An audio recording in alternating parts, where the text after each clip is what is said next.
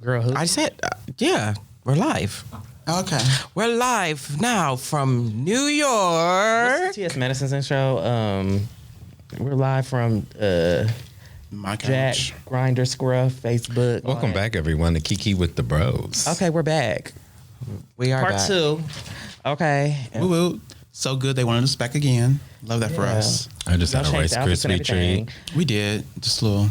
I want to say, so like this part, like this was, I was just, before we came back on, I was just talking about how this was my favorite part about like media representation. And like representation of both positive and negative and how it impacts gay men of color and HIV. I'm going to say my thoughts last. Y'all go ahead. Why are you going to save yours for last? Girl, what's the question?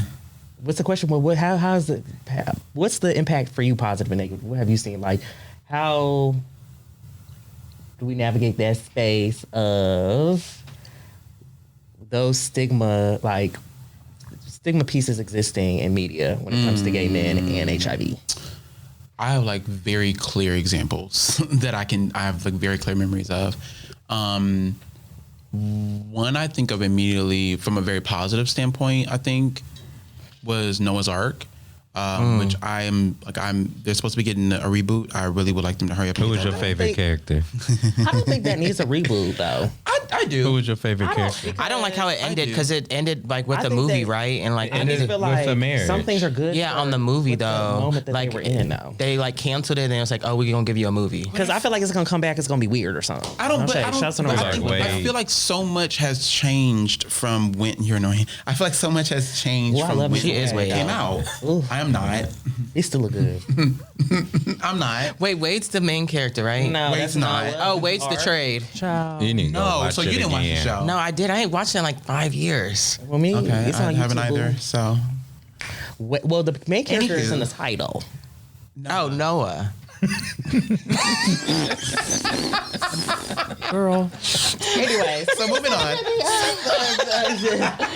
But one knows like in the show, Wade, you have different characters who Alex. It was Alex. I'm saying Wade. It was Alex who worked at a sexual health clinic, like Yeah. you did, Yeah. right? And so She had for a me, husband. was it Trey?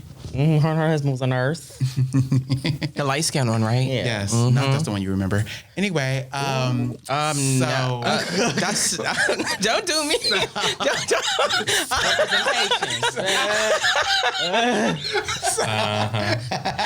But anyway, the point is, on Noah's Ark, you had that was the first time I think I saw black gay men openly talking about sex. And you had, I'm trying to remember the one that like they, Miss Mamas. I know who you're talking the about. one that was like very like was very free with how they had sex. was free That for wasn't child. secretly in love with Noah. Was it a secret? I think we having a whole Noah's Ark breakdown, but Anyway, I'm gonna have to watch it again. yeah. The point is, that was the first show I think that I saw black queer men openly talking about sex and it not be a very like taboo, you're a whore or like you're the cause of the destruction of humanity because of this virus, right? But then I think of how many other shows around that same time displayed it very differently. So I think about when Girlfriends went on Netflix, I went back and rewatched it, and they have an episode where child, that was a mess. Joan and Tony's friend from college, I think, she's like in the kitchen cutting up a salad or something in the kitchen, and she, I don't know, cuts her hand, right? And they're like, "Oh my gosh, gasp!"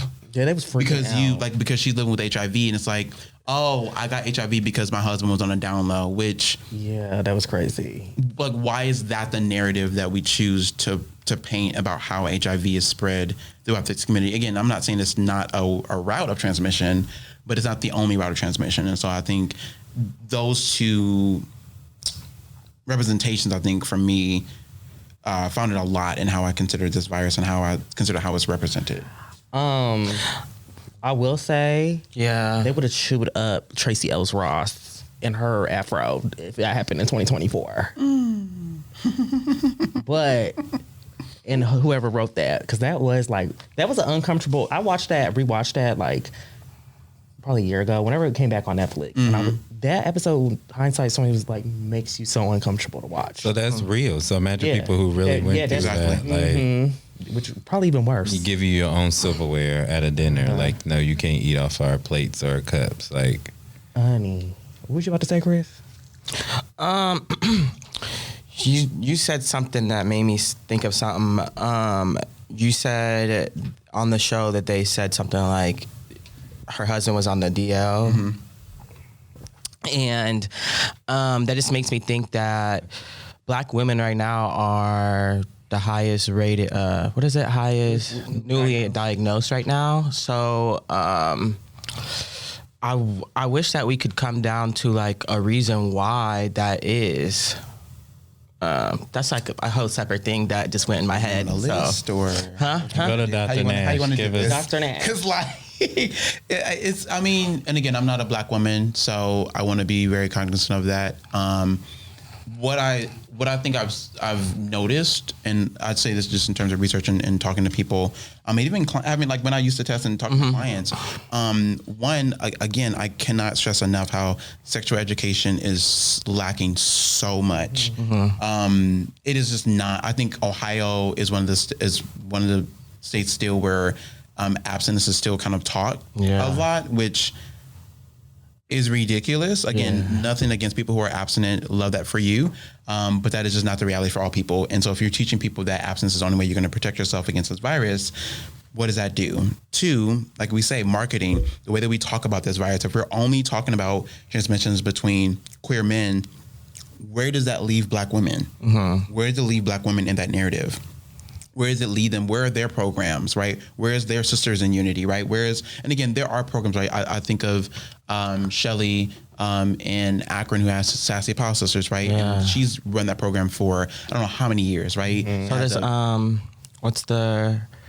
I forget the doctor's name. She's Sharon down in Dayton. no, the one that worked with us closely, Seema.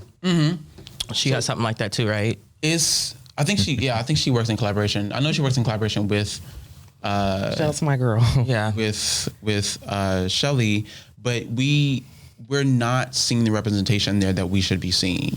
And the conversation is not being had. And then we think about the fact that, again, we know that in terms of getting tested, men are not getting tested at the same rates that women are. Men do not go to the doctor at the same rates that women are. And so we know that women are being seen more in these medical, in these agencies, in these facilities, in these situations, because they're being seen more by their doctor in comparison to men. So, and again, there's a host of other factors, but If you have a hole that is receiving or getting pleasure, it needs to be tested. Not a hole. Turn my mic up. please. Turn it up. Test the If you hole. have a hole Swab it. that Like, is put your mouth. receiving pleasure, What were you going to say? What were you about to say? Girl, he was like, I got tongue tied because I you said see. that includes your mouth. Any hole on your body, it needs to be tested. Yeah. okay. At least every 3 to 6 months. Yes. Yes, window periods. Every 3 to 6 months. A lot of people forget that. I feel like it's important to like, even like when I'm deciding, like when we do like marketing things, and we're like choosing like images and stuff, I think it's important to have marketing materials and images of people like that look like regular people that come into our clinics that we talk to and engage with in the communities. Like whether, I think there was a big thing of putting only conventionally attractive gay men on, like even like when we see like these PrEP campaigns or for like HIV medications or anything like we do, I try to like make sure it's represented at all people that no matter what they look like, because that's the reality. I remember when we were picking our like HIV kits, our new ones, and comparison to the model that was on the original ones versus now, everyone was like, well, what happened to that fine man that was on the, I'm like, girl, Are you the using boys that y'all test sleeping kit? with look like this. Okay, so we gonna put on the boys that y'all sleeping with on the box. Thank Make you. it up. Okay, true. but true. So I think that's important. We just got live in reality. I get it. Maybe something more be eye catching sometimes when you see a naked man on a thing. But Sex reality, sells. yeah. But honey, Sex comes in many forms. exactly. Where to get Joe Schmo? You might want to listen to the producer. Oh, I'm sorry. Let me tap in a little closer. Anyway, Also, I need some cue cards. I think I'm over this little piece of paper, y'all. Kiki with the bro cue On the cards back, would be that's what I real was cute. thinking. Oh, that would be so cool. Yeah, how can you not say cunt? Oh, can we say cunt? Oh. We can now. Other Some media cute representation. cards Yeah, would be like, cute. little, like, yeah, Kiki with the bros, like, I'm like Wendy Williams. Like You a already half know. an AIDS walk, you know, cute cards. would be Yeah, I cute. seen that. Wendy. It was given definitely like, you know, I'm the Wendy of Equitas. Like, you know. I see where I she could ended up. go. I could see that. The Wendy, I like my other persona better. Who's that? Oh, I know you're talking about. Yeah. Regina. So media representation. Yeah. Intersectionality and discrimination, y'all. Let's get to that point. How does intersectionality of race, sexual orientation, and HIV status contribute to discrimination within and outside the LGBT community? We kind of touched on this when we were talking about like. So break that down for the people who need that broke down, like Okay, well, myself, because I know there's some people intersectionality out there. Is the diverging of multiple things at once, like multiple social identities and social determinants of health, things of that nature combined. Like we all have intersectionalities, being gay men of color. Okay, You might just need to glue it to your face at this point. we all have intersectionalities. being gay men of color, and so living with HIV. So how do you think all of those factors contributed to discrimination, not only inside of our own community, but outside? And honestly, which one do you think is more impactful to you? I'll say this for me. It's been, especially being more visible and occupying more space and queer spaces that most gay men occupy. I always feel a little bit more slighted when it's like my people that I share the same experiences as that lend to like harmful language and things of that nature, more than even like my, you know, heterosexual cisgender counterpart. But that's my experience. I don't know how y'all feel about that.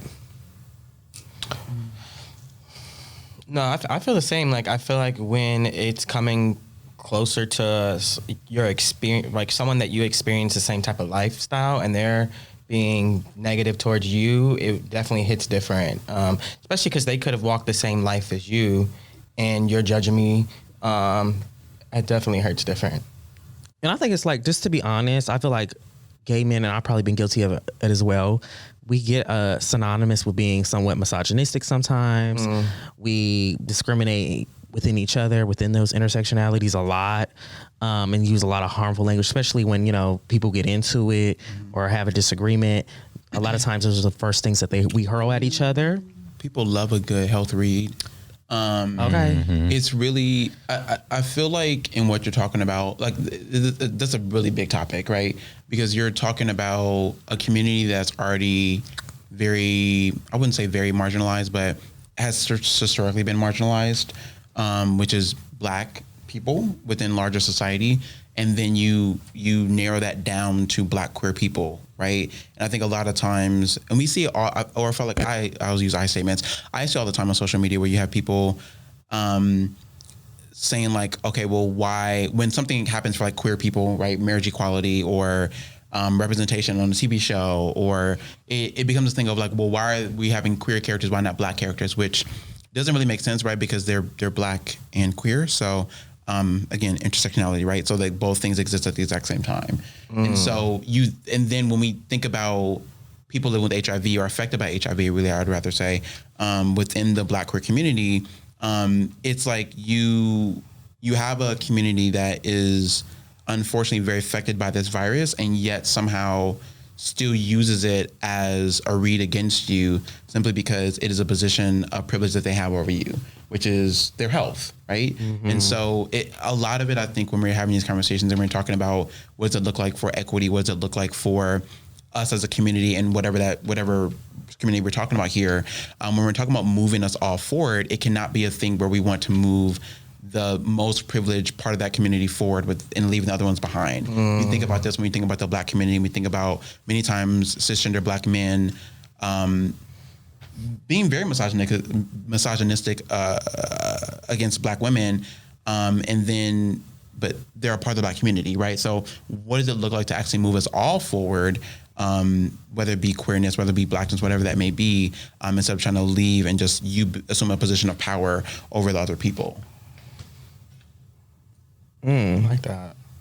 Yeah. To the doctor. Okay. Go ahead, That was doctor. really nice. I just feel like we have to stray away from that. Like, I mean, I don't think we realize in the moment how harmful those things are. And that's why I said, even to myself, like, I had to check myself, and like when I get upset about something and how I engage with somebody, I have to approach those things differently. Like I can't just be going off the cuff reading them. Not even about like health status, because I think that is like people take that too far. And like you said, it's like a status you're trying to hold over somebody.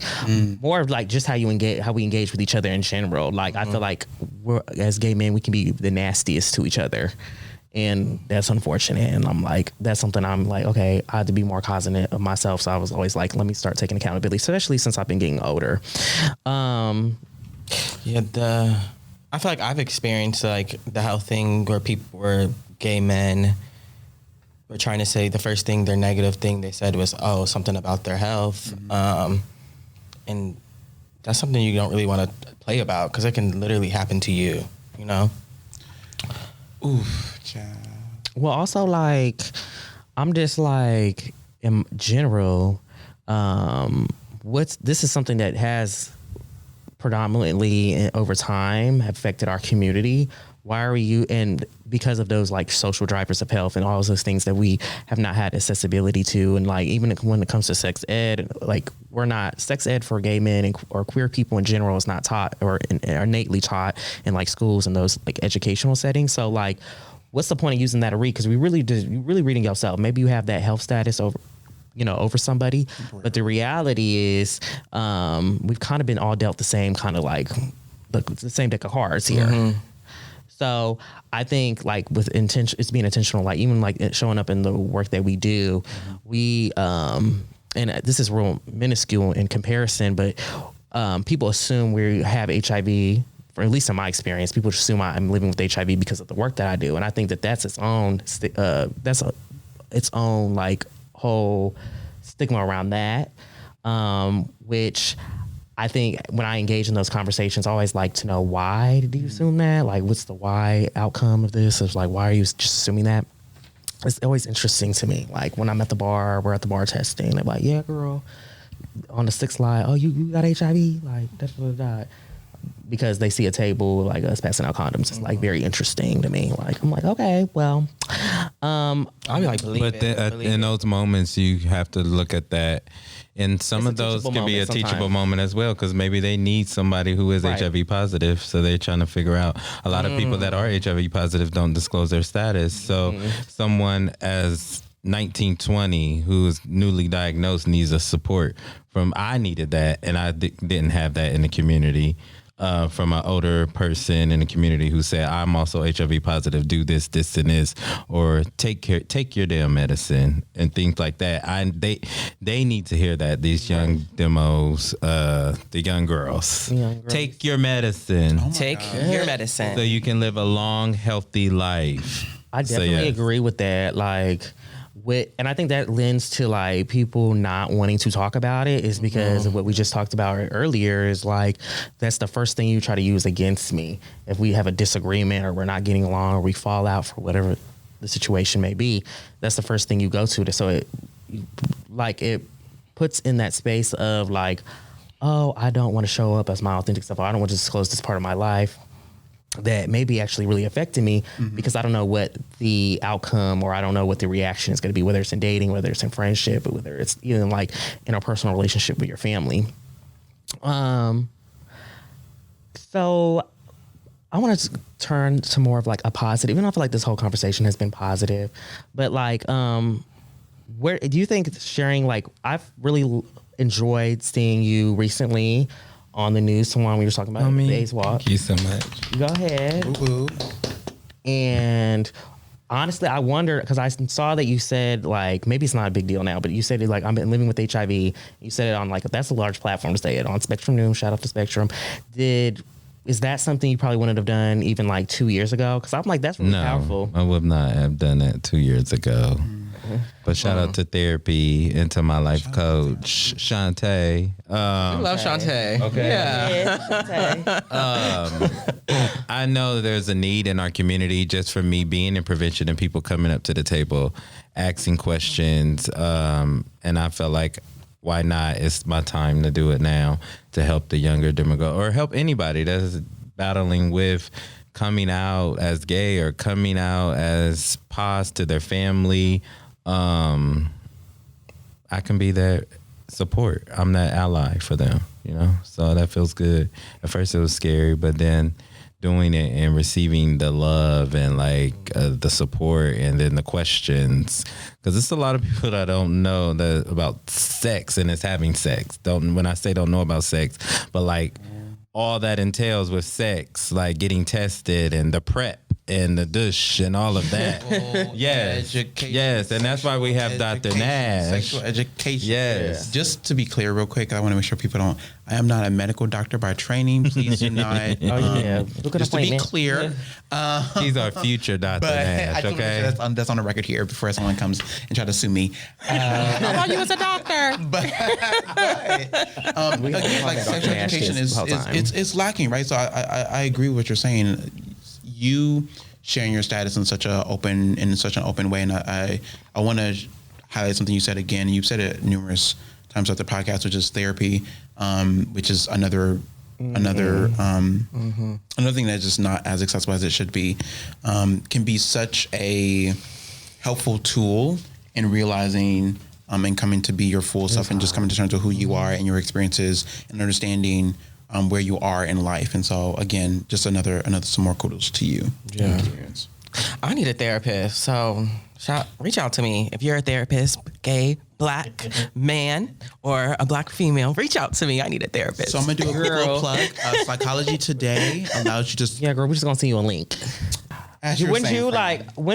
So we know Chris isn't in therapy, but I've been to therapy. No therapy shame. I'm not shaming, but she shared it with the collective or he.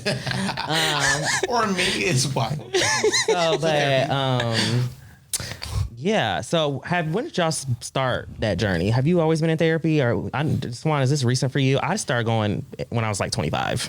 Yeah, I started. My mom passed 2021. I started like 2020, unpacking a lot of things because therapy starts from childhood, and I needed answers from a lot of things. So I sat down with my mother first and got some closure on things, and then she was like, "Let's do therapy." And I tried therapy in my younger years, but I was preyed upon from older men. So that's why I'm like on the fence with men therapists. But that's another day, another episode. But yeah, I really started like in 2020. What did I say? 2020. Yeah. Well, that was big for you to go back after having that experience. Yeah. So I definitely give you your kudos for that. I think it's dope also that you and your mom was able to have that time before she passed, I feel like if you didn't have that time and then you started therapy, you would probably be like, I still wish I had those moments to like talk out the things that we talked about in that. So that's dope. That's why you got to start doing things now before it's too late. Yeah. So take your medicine. I would say and I feel like like guys, you change them out. I feel like you got to change out your therapist. Like, I'm over her. You said you change out guys. Like you change like a roster, like a. You know how you have a roster, I'm over him. No, I don't. What you mean?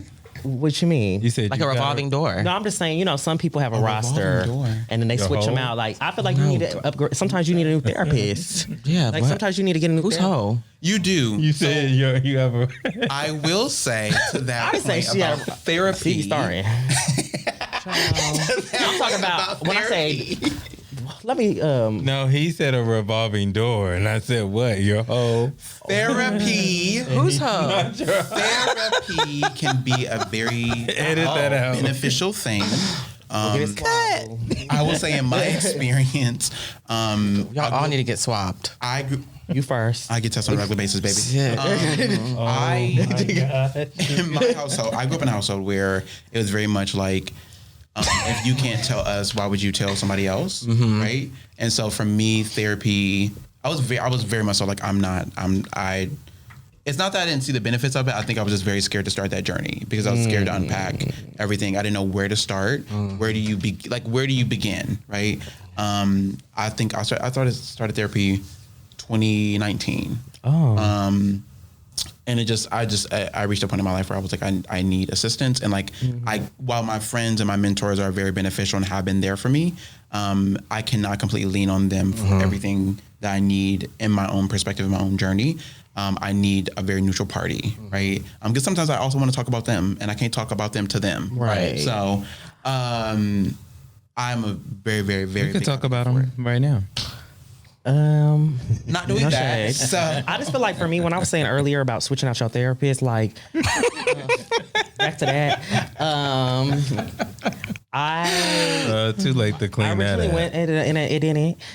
So I went to therapy around the same time, 2019, 2020, pandemic vibes, and That's why I went to therapy too. okay, and because we all needed therapy during the pandemic, and my first therapist was great, had a great time. They ended up going somewhere else, and then now my new one, and I feel like I've taken away things, keep things from each of them, because I've never had really a bad experience with therapy, quite honestly, so I'm lucky for that. And now I feel like I'm at a point where, okay, what's the next? I think I'm at a point where I'm thinking about like the transition with my therapist, because I started with him when I was like 25, 24, and now I just turned 28, and I feel like I'm in a different stage of my life in terms of how I show up in the world. And it's developed. Huh? Their frontal cortex is developed. Oh, I hope so. Yeah. Just how I show up in the world, and I just like evolved so much that I think then it's going into the next phase. But what I appreciated about it, it really had me do some self-reflection, because and how I think therapy also taught me that I need to put myself in other people's shoes and extend grace, because even like my relationship with like parents or like friends, like I always think we always have an issue of humanizing our parents and not realizing like they have their own experiences and traumas. But for me, how I showed up in the space as just a grown person, a grown man now is different from when I was not going to therapy, and I didn't really know how to take ownership of my mental health. And I think it goes and evolves into this conversation. I think those who are living with HIV, or those who are vulnerable or susceptible to HIV, of contracting HIV, a lot of times it goes at unpacking our traumas, and like why do we don't feel comfortable talking about these things. Even talking about sex in general is something that we don't necessarily normalize it. We normalize it in a Kiki way, no pun intended, but like really sitting down and having those conversations. Okay, ate that up. Yeah, so I really am happy y'all came, and I'm really happy that y'all Y'all got a gift? Yeah, no. Oh, I thought you were about to give me a gift. Because they give gifts on the other podcast. They do. They do. A water bottle at least. Something. Oh yeah, we got stuff in the back. Here you go, boo. Equitas Health. Didn't we feed y'all? We fed I didn't get y'all. nothing. Girl, ungrateful. Well, we're not the producer. Like he didn't. Next time maybe production will have like a setup. Y'all send us your. What's it called? Production team. No. What's it called? What's that thing Craft called? table. No, like if you're an artist, you have to send your requirements. runner? Yeah, send us your runner next time. But CC Jerica. Oh my God. And you'll make sure everything. 'Cause that's production, boo. We talented. If you are someone and is struggling with depression and needs help or needs someone to talk to, reach out for guidance. If you're someone who is newly diagnosed and needs support, reach out for guidance. If you are someone that loves community and wants to be surrounded by like-minded men, reach out to Kiki with the Bros for Brothers in Unity. Yes, shout out to Brothers in Unity. Yeah. my close Also, out. shout out to Equitas Health. That's why we're here. Yes, oh my gosh. The Equitas, Yes. EQH, honey. Take pride in your health, as my shirt says. It is the upcoming Pride season. Can't wait to see you all out there. Well, this might What post does the after. shirt say? Take pride in your health. Oh, that's cute. That's cute. That's Shout what out we to got fall 2024. Yeah. What's your closing thoughts, Chris? I really enjoyed this this episode. I think this is like one of my favorite episodes. Took us like three times to finish. Girl, you. They do not have to know that. Whose fault was that, baby? Yeah. So she wanted to bring that up. Yeah. She didn't want to cancel 3-5 times on us. Day of, we over here ready for production. Where you at? Where you at? Oh, I ain't coming. Okay. Yeah, like you got lost in the sauce. I love y'all. This is a great platform. Thank you all for having us. Shout out to Kiki. No, and also I really want to say thank you guys for being vulnerable on that subject, or the subject that we talked about. It's very, like we already said, people don't really talk about it. So being vulnerable reaches everybody in the community. I do have one thing I want to say too. So I want to shout out to both of you. You know, I've worked with y'all for a long period of time, and thank you for being a part of my growth. Oh, you're welcome. Okay. And I watch you grow, and I'm so proud. I agree. On some real shit. Okay, we out of here.